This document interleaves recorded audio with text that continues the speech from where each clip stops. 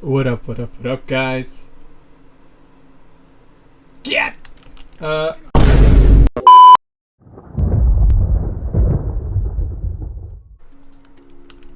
the first thing I want to talk about is projectile. Every hero has a different projectile, right? And with Psylock, her projectile, for some reason, it doesn't really matter. Well, it doesn't show it right here, but especially from the right? I'm not aiming at her head, I'm aiming beside her head.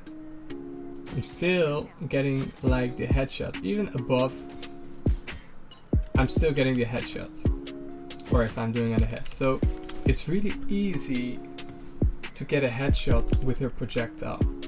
If you would compare it with like a different hero. So let's say I'm on Bucky and I'm doing the same thing, right? Doing beside, I'm doing above. Like, if I hit the head, it's gonna be a headshot. But if I'm beside, right? Okay, that's not a perfect example. But if I hit beside, it's not a headshot. You don't hear the sound of a headshot. So with Psylock, it's a lot easier to get a headshot in. Great thing, you can also see the difference if I shoot at the ground. Like let's say for instance I shoot in front of her, right? You see one bullet, it is one place. It's not like spread over an area, right? When I switch to Psylock, you'll see that the projectiles that she shoots is actually a lot more widespread. Look, it's really a wider area, so that's why it's actually kind of easy to get headshots with her, so make use of that. Next up is, of course, the ult. We know for a fact that if you press ult on Psylock, it has a wide area where it hits everything, right? It can also hit like multiple enemies.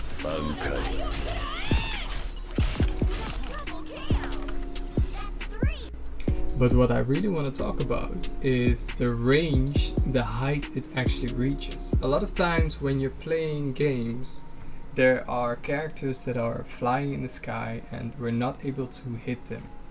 So what is actually the maximum? Because for instance, if I ult on this from this range, we see that we can actually hit the Luna Snow up there. Which is quite a significant range, to be honest. But if we look at this one here, up here, we see that if we ult beneath this guy, we actually don't hit him. I'll just get this one here down here. So there is a limit on how far you can go. This seems to be the limit. I want to say like, it's like, what, like 2.5 times her height before we actually get above it, because, or maybe it has something to do with the structure that somebody is on, or maybe if we can view them from a certain angle, but there is a limit. So what I want to say with that is that you gotta be careful of the opportunities that you get to eliminate players from certain heights, because you can certainly reach certain heights with your ults, even though it might not seem like it, right?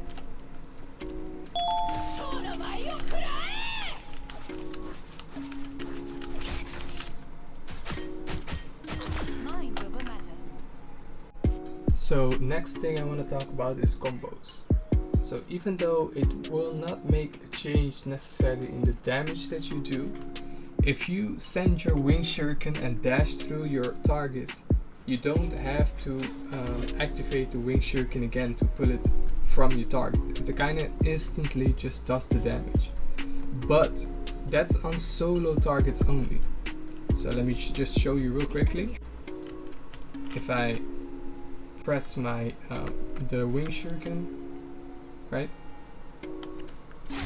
I can just dash through and it does instantly damage, which is like 1, 2, 3, 4, 5 little bars of health left, and it doesn't make a difference if I do it without the dash. I can also put it on and take it off and dash through, and it will be roughly the same damage. You see like it's a half bad, maybe it's critted somewhere, but it's roughly the same damage, right?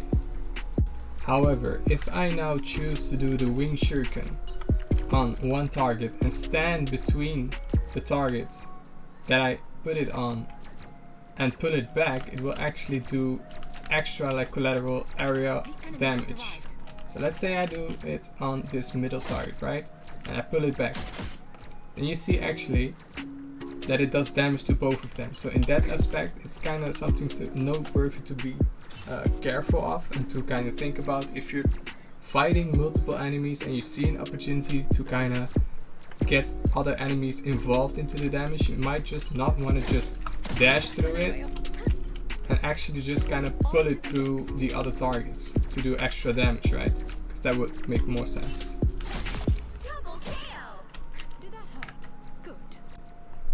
Next up, what I want to talk about is the limitations that you have on Psylock. So we know a lot of characters have the ability to fly or dash. We have the ability to dash in this character, or like walk on walls. Like she doesn't really have the opportunity to walk on walls. But at the same time, I do want to say, if you do have a dash, you can use it to your advantage to kind of create that mobility, right? So the places you cannot come, you can use the dash, especially since you have two dashes. It's like you can kind of go from A to B quite quickly, but it's just something that you kind of need to keep in mind. So you kind of need to be aware, do I want to go offensive in this strategic opportunity, or should I kind of push back with the team, you know? So in that sense, we don't have the wall climb, but we do have the opportunity to kind of dash through to every place. And finally, if we kind of make the whole circle complete, like go for a circle, we have the last ability, which is the stealth ability, which is very nice. It's only 3 seconds, but it can really throw somebody off and just give you just enough time to get the cooldowns back, kind of do your combos again, and kind of, you know, make quick work of all the enemies that are here. Especially if you combine it like that, like from stealth into ult, people will not see you coming, which can really be devastated and be just enough to kind of give you that win. Alright guys, if you like this video, please leave a like and subscribe. Let me know if you want more content like this. I kind of enjoyed making a video like this. This is the first time I'm doing it like this, so I hope you guys learned something from this and kind of can add it to your gameplay. If not, and I'll see you guys in the next one. Epic.